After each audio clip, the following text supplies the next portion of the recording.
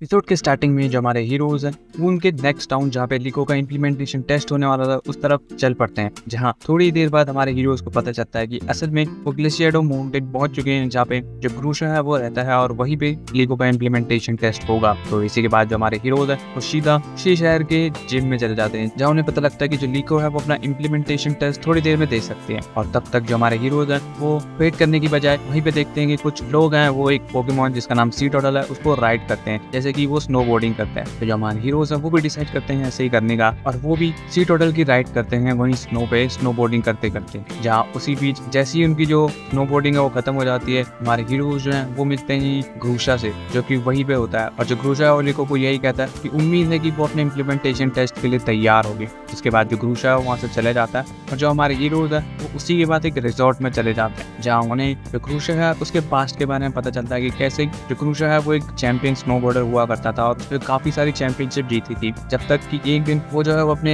पैर को किस तरह से इंजर्ड कर देता है क्योंकि एक सी टोटल जो है वो उसके रास्ते में आ जाता है, जिसके चलते उसका जो कैरियर है एज ए स्नोबोर्डर वो खत्म हो जाता है। और उसी के बाद वही जो सी टोटल है बाद में चल के ग्रूशा का पार्टनर बन जाता है और इसी के चलते जो ग्रूशा है वो एक पोकेमॉन ट्रेनर बन जाता है और देखते देखते एक पोकेमॉन जिम लीडर बन जाता है। उसके बाद जो लीको है उसको एक मैसेज आता है उसके इम्प्लीमेंटेशन टेस्ट के लिए और वो उसी के बाद नेक्स्ट सीन में हमें देखने को मिलता है कि जो लीको और ग्रूशा के बीच की बैटल है वो शुरू होने वाली होती है, जहाँ लीको जो है वो अपनी फ्लोरा काटो को और जो ग्रूशा है वो अपने सी टाइटन को चुनता है, सी टाइटन जो कि सी टोटल का इवॉल्व स्टेज। इसके बाद बैटल के स्टार्टिंग में जो सी टाइटन है वो इतना ज्यादा पावरफुल होता है कि जो लीको की फ्लोरा काटो के अटैक्स होते हैं वो उसको कोई इफेक्ट ही नहीं करते। जिसके बाद जो लीको है वो अपनी पोकेमॉन स्विच कर लेती है और इस बार वो भेजती है हैटरन, जिसमें हैटरन जो है वो बैटल की स्टार्टिंग में काफी मूव जो है यूज करती है सी टाइटन के खिलाफ, बट उससे भी कोई फर्क नहीं पड़ता और सी टाइटन जो है अपने लास्ट अटैक में जो हेटम है उसको इजीली हरा देती है। फिर इसके बाद लीको के पास उसकी फ्लोरा काटो के अलावा कोई और पोकेमॉन नहीं बचता और जैसी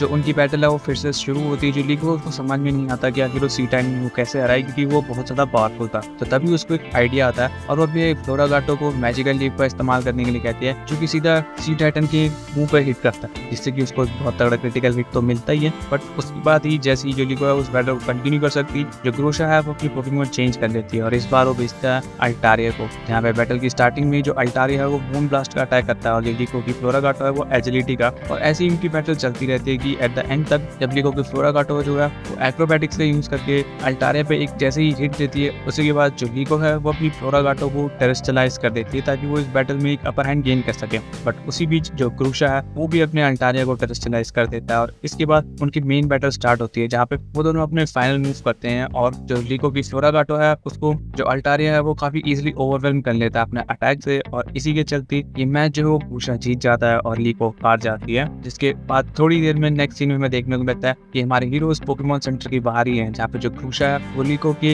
इम्प्लीमेंटेशन टेस्ट के रिजल्ट को रिवील करता है और बताता है कि जो लीको है वो इस टेस्ट में फेल हो गई, जिसको लीको जो है वो एक्सेप्ट करती है और इसके बाद कुछ और हो पाता हमारा एपिसोड है वो यहीं पे खत्म हो जाता है।